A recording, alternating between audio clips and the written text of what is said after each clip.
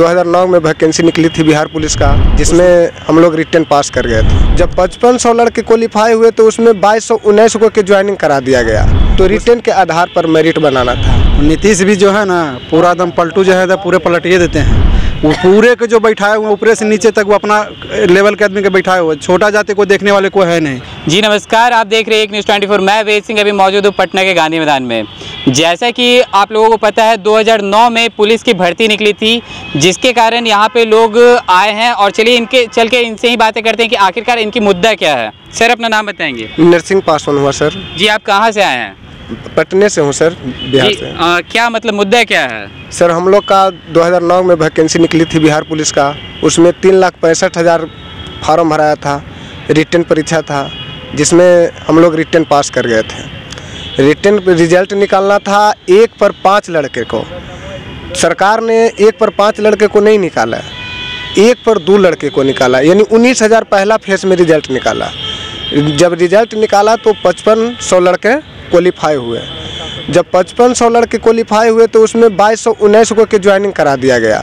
उसके बाद second list जब जारी किया, रिटर्न का द्वारा लिस्ट जारी किया तो उसमें 31,000 का निकाला, जबकि उसको फिर 20,000 निकालना चाहिए था, 31,000 का निकाला, यानी दोबारा 1 पर 6 लड़का का रिजल्ट निकाला।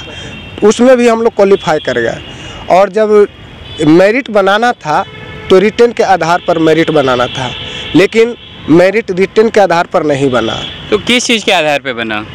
जातिवादी के आधार पर बना। जनरल कैटेगरी को 0 से लेके -23 तक के करा लिया गया और पहले फेज में -61 तक के ज्वाइनिंग करा लिया गया।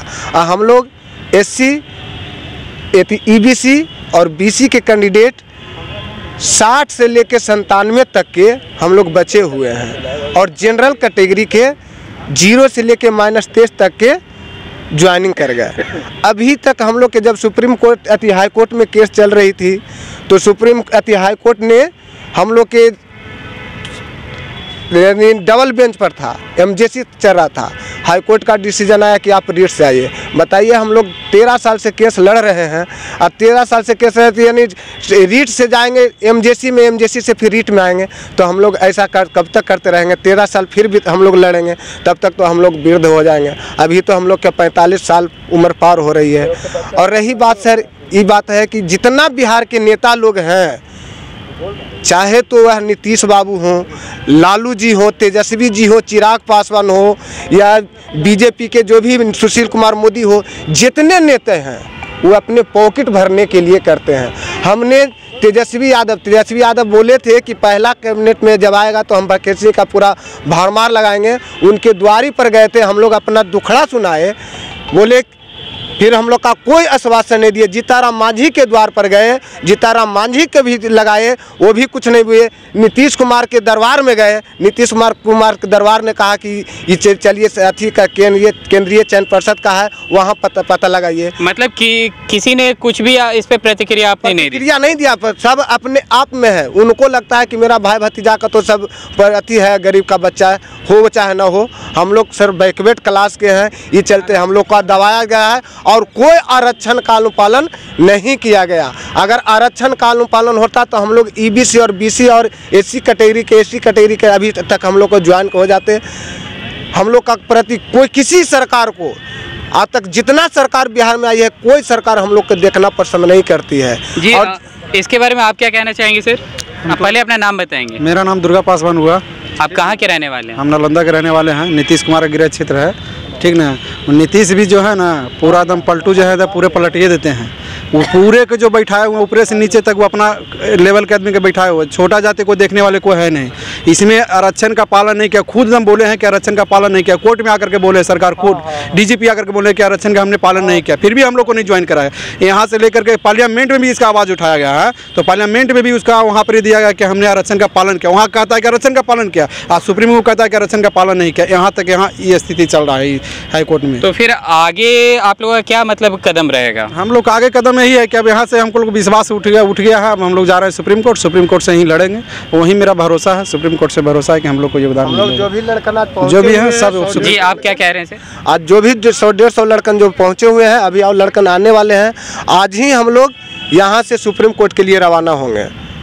और वहीं से हम लोग ऑर्डर लेके आएंगे और बिहार सरकार से हम लोग गुहार लगा के अपना ज़बरदस्ती अपना नौकरी लेंगे और हक की नौकरी लेंगे। ऐसा नहीं, अगर वो कह देवे, बिहार सरकार अगर कह देवे कि 0 से कम अंक वाला होता है 60 से लेकर 97 अंक तक, तो हम उसका बात का स्वीकार कर लेंगे। हमारा तो यही समझ में नहीं आ रहा कि जो IAS वगैरह जो लिस्ट जो बनाते हैं, कमेटी बना करके बनाया है, तो उनसे हमको एक ही सवाल है कि माइनस बड़ा है या कि प्लस बड़ा है।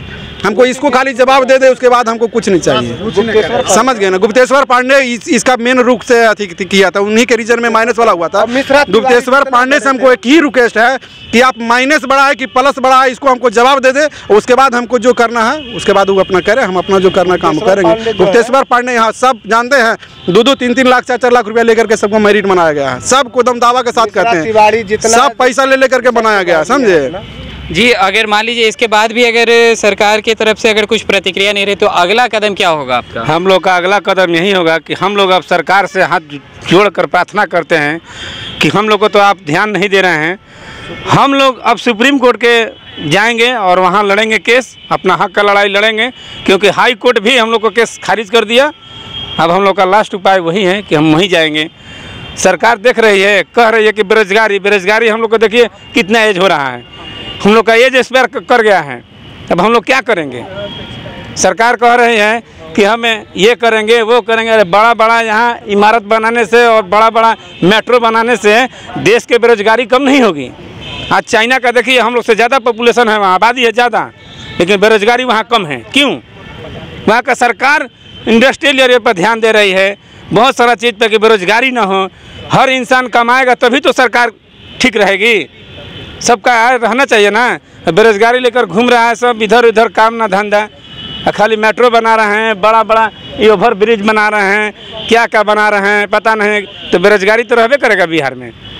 ये सबसे बड़ा दुर्भाग्य का बात है। इस देश के, ये राज्य के जो भी मुख्यमंत्री आते हैं वो बिहार के बारे में कुछ नहीं